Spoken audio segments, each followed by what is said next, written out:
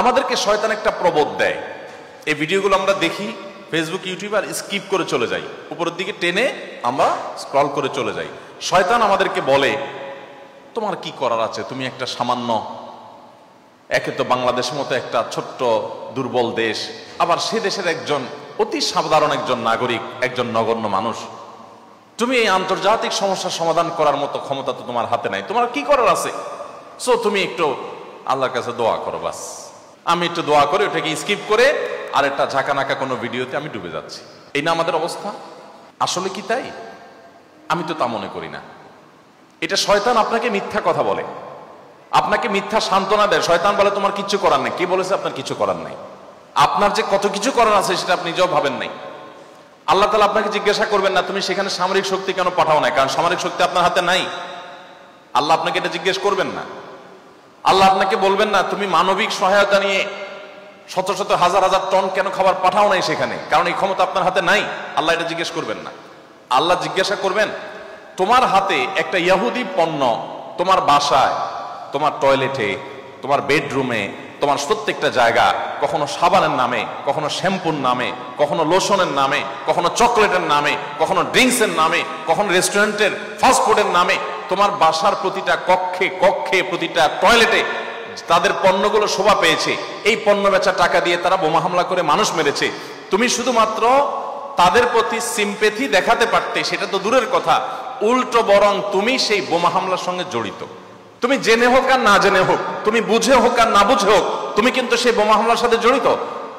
প্রতিদিন তুমি চাঁদা দিচ্ছ ফিলিস্তিনের মানুষকে হত্যা করবার জন্য। আল্লাহ এই কথা বলবেন? এই কথা বলার যথেষ্ট সুযোগ আছে? প্রতিদিন আপনি চাঁদা দিচ্ছেন। আমি একটা পেস্ট কিনতেছি না, আমি একটা বোমা হামলার জন্য টাকা ইনভেস্ট করছি বা চাঁদা দিচ্ছি। প্রতিদিন বাংলাদেশের প্রত্যেকটা মানুষের কাছ থেকে, প্রতিটা মানুষের ঘর থেকে ওরা চাঁদা তুলে নিয়ে যাচ্ছে। আপনি মনে করছেন মুদি দোকানে গিয়ে আমি মালামাল কিনে আনছি।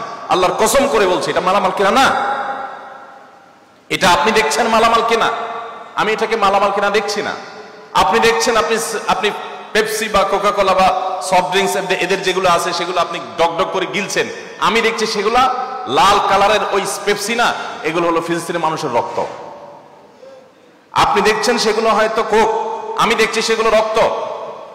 বাংলাদেশের মানুষ এরকম ভুলো জাতি পৃথিবীতে আরেকটা আছে কিনা আমি জানি না। আমরা খুব দ্রুততার সাথে ভুলে যাই। আমরা কাউকে মাথা তুলতেও দেরি করি না, আবার মাথা থেকে আছাড় দিতেও আমরা দেরি করি না। এটা আমাদের একটা দুর্বলতা। আমাদের এই দুর্বলতাটা আমাদের কাটিয়ে ওঠার চেষ্টা করা দরকার। আমরা কয়দিন খুব জোরে সোরে বয়কট করে এরপরে আবার আমাদের সবকিছু সয়ে যায়। এক ভাই খুব চমৎকার বলেছেন, আমরা মানিয়ে নিয়েছি শোক, আবার উদরে ঢালছি কোক। আপনি নামাজ পড়তেছেন, আপনি সিজদা করতেছেন, আপনি অনেক কিছু করতেছেন, দিন শেষে আপনি মুসলমানদের হত্যার সঙ্গে জড়িত। আপনি নিরীহ মা শিশুগুলোকে হত্যার সাথে জড়িত, আপনি জানছেনও না।